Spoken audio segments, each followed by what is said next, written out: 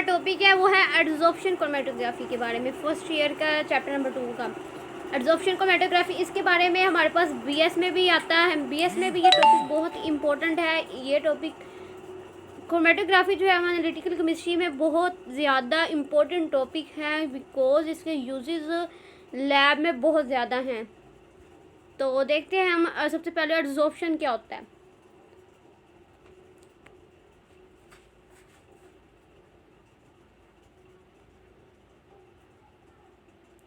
Adsorption जो होता है वो एक सरफेस फेनोमेना होता है और अब्जॉर्प्शन जो होता है वो बल्क फेनोमेना होता है। कोई भी चीज़ जो है किसी सॉलिड चीज़ के ऊपर किसी चीज़ ने आके क्या होना, एड्जॉर्ब हो जाना होता है, जैसे कि टीएलसी में होता है। वही वो कह रहा है, adsorption is a surface phenomena where interaction takes place only on the surface of one substance. कि एक सॉलिड सब्सटेंस के ऊपर एक चीज़ नहीं आके क्या हो जाना, एब्जॉर्ब हो जाना है। और absorption one substance penetrate into the bulk of another substance. एक जो एशिया होती है वो पेनिट्रेट हो जाती है। बल्क फेनोमेना होता है, मतलब कि एब्जॉर्प्शन का हम क्या देते हैं, कोई हमारे पास टिश्यू पेपर है, वो टिश्यू पेपर चाय हमारे पास गिरी हुई है, टिश्यू पेपर से हम चाय के ऊपर रख देते हैं, तो वो जो चाय होती है वो सारी एब्जॉर्ब हो जाएगी टिश्यू में, तो इसे हम कहते हैं एब्जॉर्प्शन। लेकिन जो एब्जॉर्प्शन होता है वो जैसे अगर टीएलसी में हमारे पास होता है, टीएलसी प्लेट के ऊपर हम एक डॉट लगाते हैं और तो वो जो टीएलसी प्लेट होती है वो सॉलिड में होती है। जो ऊपर हमारे पास डॉट होता है वो जो होता है ना वो हमारे पास लिक्विड में होता है, लेकिन वो जो होता है वो हमारे पास एब्जॉर्ब हो जाता है ऊपर टीएलसी प्लेट में, उससे हम एब्जॉर्प्शन का फिनोमेना कहते हैं। नेक्स्ट हमारे पास जो है ना, अब देखते हैं कि एब्जॉर्प्शन का जो स्टीशी फेज होता है उसे हम एड्जॉर्बेंट भी कहते हैं, adsorbent. The stationary phase in adsorption chromatography is called adsorbent. Adsorption chromatography is the oldest type of chromatography. जो स्वेट का वर्क था ना, आप ग्रीन पिगमेंट्स पर, ग्रीन प्लांट्स पे, जिससे उसने क्रोमेटोग्राफी डिस्कवर किया था, जो कि सडन एक्सीडेंटल उसने डिस्कवर की थी क्रोमेटोग्राफी, वो जो था वो एड्जॉर्प्शन पे ही था। जब एक लिक्विड को हम मोबाइल फेज में यूज़ करते हैं, इसे हम कहते हैं लिक्विड सॉलिड क्रोमेटोग्राफी। जैसे कि टीएलसी में जब वो मोबाइल फेज हमारे पास लिक्विड होगा और स्टेशनरी फेज हमारे पास सॉलिड होगा तो उसे हम टीएलसी कहते हैं। अगर हमारे पास मोबाइल फेज गैस में है तो उसे हम गैस सॉलिड क्रोमेटोग्राफी कहते हैं। और हमारे पास गैस सॉलिड क्रोमेटोग्राफी कहते हैं। और मतलब कि हमारे पास जो होता है ना, जो हमारे पास लिक्विड फेज होता है वो हमारे पास गैस में हो जा सकता है या फिर लिक्विड में हो सकता है, ठीक होगा। और सॉलिड में कभी भी मोबाइल फेज हमारे पास नहीं आता। क्रोमेटोग्राफी की जितने टाइप्स हैं इनमें दो फेजेस है, एक मोबाइल फेज होता है और एक स्टेशनरी फेज होता है। तो जो हमारे पास ये हमारे पास मोबाइल फेज जो होता है ये लिक्विड होता है, ये हमारे पास क्या होता है, गैस में होता है। जब लिक्विड में होगा तो उसे हम टीएलसी, तो उसकी जो एग्जांपल जब टीएलसी आ जाती है, एचपीएलसी आ जाता है। TLC thin layer chromatography, HPLC high performance liquid chromatography. तो इसके बारे में जो है वो आगे नेक्स्ट डिटेल में आपको बताया जाएगा।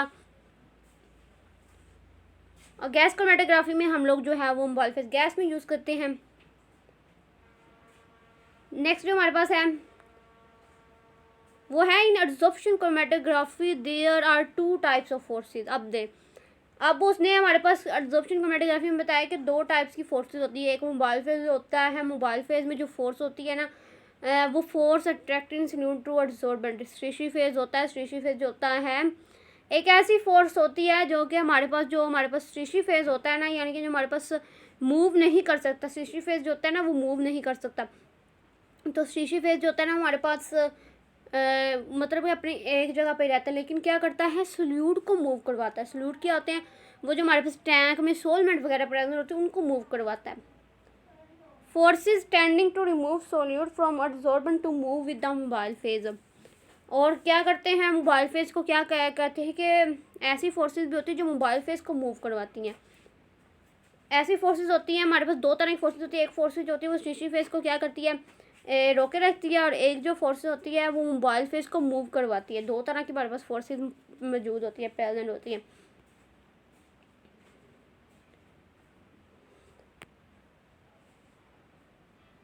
अच्छा, अब नेक्स्ट हमारे पास देखें एड्जॉर्प्शन क्रोमेटोग्राफी, हम एड्जॉर्प्शन का मतलब जो होता है वो हमने देख लिया कि सरफेस फेनोमेना होता है, सरफेस के ऊपर होता है। एड्जॉर्प्शन की मिसाल के तौर पर हम कोई भी एड्जॉर्प्शन को ले लेते हैं हमारे पास जैसे कि चारकोल है। चारकोल जो होता है, चारकोल की सरफेस के ऊपर कोई आके चीज़ एड्जॉर्ब हो जाती है। अब देख हमारे पास हम लोग कोई भी एड्जॉर्प्शन की एग्जांपल ले लेते हैं, जैसे कि हमारे पास कोई भी टैंक है। इस टैंक के अंदर हमारे पास जो है ना वो नीचे कॉर्क लगा हुआ है, ग्लास वूल यानी कि रुई के साथ इसको बंद किया हुआ है। यहाँ पर जो स्ट्रेची फेज है, फॉर एग्जांपल स्ट्रेची फेज यहाँ पे जो है ना वो मूव नहीं कर रहा है, स्ट्रेची फेज मूव नहीं करता। आपने याद रखना है स्ट्रेची फेज जो होता है वो एब्जॉर्बेंट होता है, एक्ट करता है एज एब्जॉर्बेंट, और वो मूव नहीं करता स्ट्रेची फेज ना। तो यहाँ पे हमारे पास ये स्ट्रेची फेज है, ग्लास वूल है, मिक्सचर ऑफ कंपाउंड और सॉल्वेंट। मतलब कि ये यहाँ पे ये जो डायग्राम दिखाई गई, इस डायग्राम से पहले जो हमने जो है ना स्ट्रेची फेज पहले इस टैंक के अंदर रखा है जो मूव नहीं कर रहा था, और जो सोलवेंट है ना वो हमने टैंक में रखा था, सोलवेंट को हमने टैंक में रखा था। टैंक में जब रखा था हमने इसको डिप करवा दिया था, लेकिन हमने क्या किया था, ये जो सोलवेंट जो होता है ना हमारे पास इसको ऊपर रखते हैं।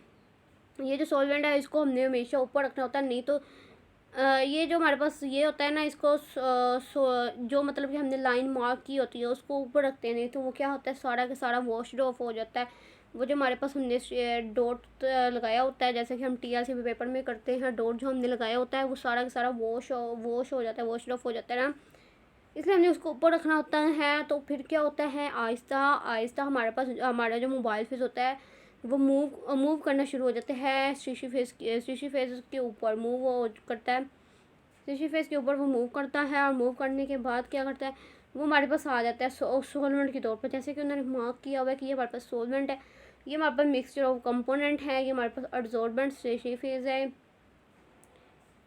तो इसी तरह हम लोग जो है वो ये एड्जॉर्प्शन का फिनोमेना करते हैं। ये हमारे पास ग्लास वूल है, ग्लास वूल को लगाने के यहाँ पे ये पर्पज़ है कि ये जो हमारे पास ये कॉर्क जो है, नहीं तो ये हमारे पास ना मतलब कि निकलना शुरू हो जाता है, नहीं तो ये हमारे पास क्या करेगा, सोलवेंट हमारे पास मूव आउट करना शुरू हो जाएगा from the tank.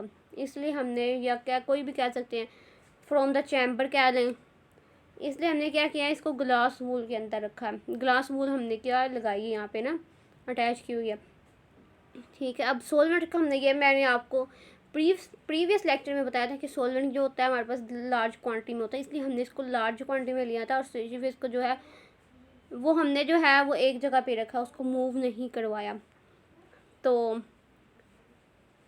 Mixture of compounds Aahista Aahista move करना शुरू हो जाते हैं, जिसके क्रोमेटोग्राफी का हमारे पास ये पर्पस होता है कि क्रोमेटोग्राफी जो होता है आजकल इससे हमारे पास एनालिसिस हो सकता है, सेपरेशंस हो सकती हैं, और हम लोग जो है कम्प्लेक्स जो कंपोनेंट्स हैं उनको जो है वो सिंपल में कर सकते हैं।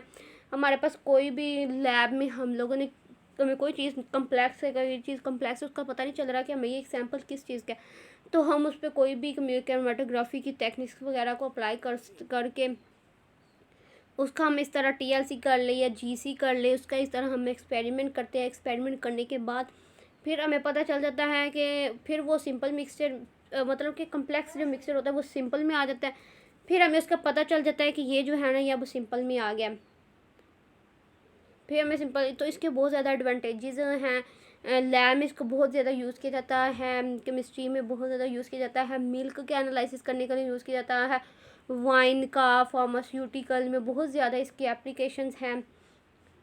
उम्मीद है आपको आज का लेक्चर एड्जॉर्प्शन बहुत पसंद आया होगा। वीडियो को एंड तक ज़रूर देखें, लाइक सब्सक्राइब और शेयर करें हमारी वीडियो को, क्योंकि ये आपकी तरफ हमारे लिए एक प्यार होता है। Thank you very much. Next video जो है वो पार्टीशन क्रोमेटोग्राफी के बारे में होगी, उसके लिए विज़िट करें आइडियल अकेडमी चैनल।